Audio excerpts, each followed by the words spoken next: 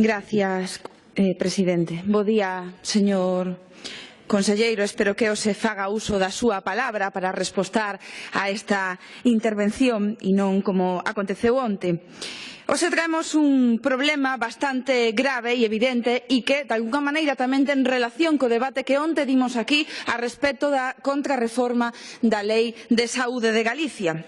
A situación das listas de agarda no noso país é, a verdade, que é bastante preocupante. Temos dous problemas evidentes con relación a este tema. Vou intentar explicalo, aínda que é un tema que evidentemente temos debatido en moitas ocasións, tanto na Comisión de Sanidade como neste pleno. Un é relacionado coa eliminación de profesionais da sanidade pública e coa Lei de Garantías de Prestacións Sanitarias, e outro, evidentemente, que ten relación co anterior, é a opacidade en canto á proporción dos datos. En primeiro lugar, sabe vostede que a situación do persoal non é nin por asomo nin a que vostede trasladou con ese incremento de profesionais que evidentemente nas últimas datas se debe aos contratos lixo por horas e por días que se fan para cubrir as necesidades dos servizos, pero que non implican na globalidade unha cobertura, un incremento de mellor calidade de traballo, un incremento de profesionais a disposición do sistema público de saúde, nin dende logo absurdo da intervención, se me permite, do presidente esta mañán dicindo que nos últimos anos se incrementaron os profesionais cando o que acontece precisamente o contrario. Daí os problemas derivados da situación fundamentalmente na atención primaria do noso país, pero tamén na especializada. E eu teño que lembrar que só esta mañá xente indignada, cando escoitaba o señor presidente, escribía dicindo que tiña agarda de 10 días no seu centro de saúde, como pode ser en Salceda de Caselas, ou que esta mañá mesmo quería intervirse tiña unha cita programada para intervirse, pero resulta que non había cama e a mandaban para casa. Onte mesmo coñecín a outra persoa nesa situación. É unha realidade e deriva evidentemente da súa mala planificación e da ausencia de profesionais suficientes dende que decidiron aplicar as restricións indicadas polo Goberno Central e por Europa e a amortización de prazas conseguinte no sistema público de saúde. Esa é unha realidade. Temos traído en múltiples ocasións propostas para solventar a situación das urxencias, o comentaba onte pola tarde tamén, e que se basean ademais en fortalecer tanto a atención especializada como a atención primaria no noso país. Pero hai un problema bastante evidente de opacidade e de xestión, de opacidade evidentemente relacionado coa Lei de Garantías de Prestacións Sanitarias. Non só, agora imos falar dese aspecto, vostedes aprobaron esa norma para traspasar pacientes da pública a privada, senón que existía un precepto, e ademais o discutimos, eu fui un ponente de esa lei, que reducía a información que vostedes tiñan que proporcionar. Pasou de ser trimestral a ser semestral. E vostedes non fixeron calquer cousa, escolleron precisamente os meses nos que as listas de agarda sempre eran máis baixas, que eran os meses de decembro e de xuño, é dicir, os datos sempre eran peores en setembro, evidentemente se fan menos atencións ou hai unha reducción nos meses de verán e evidentemente vostedes non escolleron eses meses. Por tanto, afondan na opacidade, non proporcionan datos e ese é un problema que deriva da súa lei do ano 2013. Pero hai un aspecto moi relevante e que temos denunciado e eu volto traelo hoxe aquí e centraliza parte desta interpelación, señor conselleiro. Queremos que nos digan cando pensan facer públicas as listas de espera non estruturais. Cando van cumprir o artigo 9 do regulamento desta Cámara, señor conselleiro? Cando van cumprir a lei? Estamos agardando. Vostedes incumplen o regulamento desta Cámara, incumplen o Estatuto de Autonomía e denegan aos deputados e deputadas a información que vostedes solicitaban cando eran oposición. Artigo 16, ademais, da Lei de Saúde, Garantías Normativas e de Organización, punto 5, as autoridades sanitarias proporcionarán información pública de cada área sobre indicadores de calidade de servizos, cobertura de programas, listas de espera, eficiencia dos procesos do Sistema Público de Saúde de Galicia.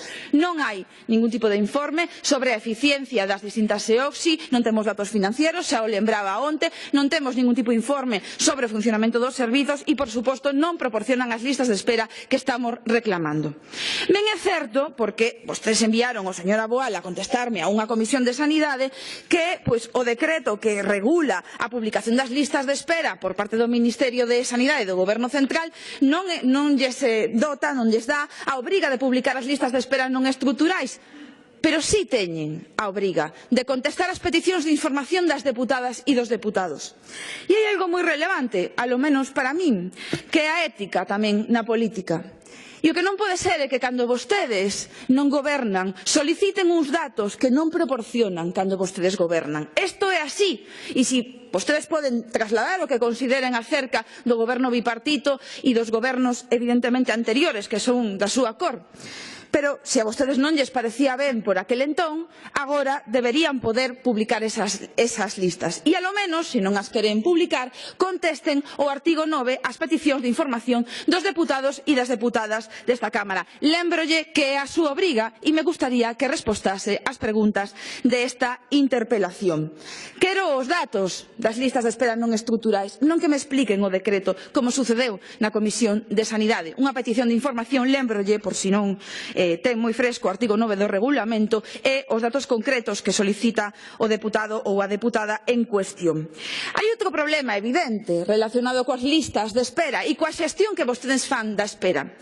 E é precisamente esa lei de garantías de prestacións sanitarias e ese trasvase da pública a privada. Eu falaba onte dese decreto que vostedes publicaron e que facilita varios aspectos moi relevantes dentro do noso sistema público. O primeiro, a perda de garantía. O sabíamos en 2013, agora vostedes o poñen nun decreto. É dicir, se eu non quero ir a operarme a privada e vostedes me chaman para ofrecerme unha privada, eu perdo o dereito á asistencia sanitaria en tempo e forma. Perdo a garantía. Así o pon o seu decreto e así o puña a lei 2013. É moi grave. É moi grave porque unha privatización encuberta é bastante obvio. Pero é que, ademais, había un aspecto que xa criticamos nesa ponencia, que era precisamente que cando se rebasaban eses tempos máximos de espera que vostedes non cumplen, nin tan siquiera maquillando os datos oficiais, se podía acudir a unha privada e a todas e todos, porque ao final o orzamento público e de todas e todos os galegos e galegas tiñamos que pagar esa asistencia na privada. Pero é que ademais agora vostedes están facendo directamente unha cousa e o sabemos porque temos compañeiras e compañeiros que traballan nas diferentes EOXIs. Cando se superan os 60 días para intervención cirúrxica, os 45 días para a proba, en moitos lugares chaman directamente a persoa e lle recomendan un privado ou lle recomendan que vayan á privada porque o Servizo Galego de Saúde vailles pagar esa atención. Eso é moi grave, está acontecendo e vostedes acometen unha privatización encuberta do sistema sanitario público. Trasladámoslo no debate de 2013 e é bastante indignante comprobar como o decreto que vostedes publicaron e que entrou en vigor o día 10 de xaneiro deste mesmo ano ratifica e implanta aínda máis esa privatización. A vostede non lle gusta falar deste tema, moléstalle, pero a realidade é así e a realidade é que cada vez se está facilitando máis esa privatización.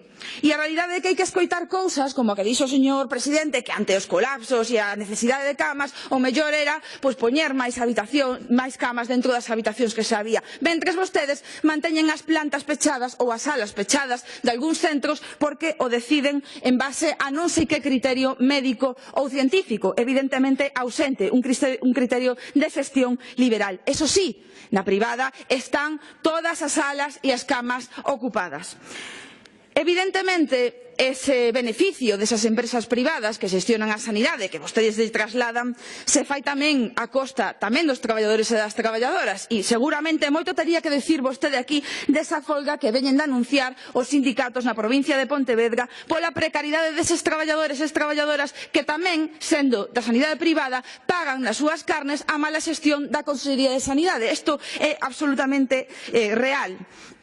Vou rematando xa. E, polo tanto, señor conselleiro, nos gustaría que hoxe nos aclarase que ten pensado facer o Goberno para reducir as listas de espera.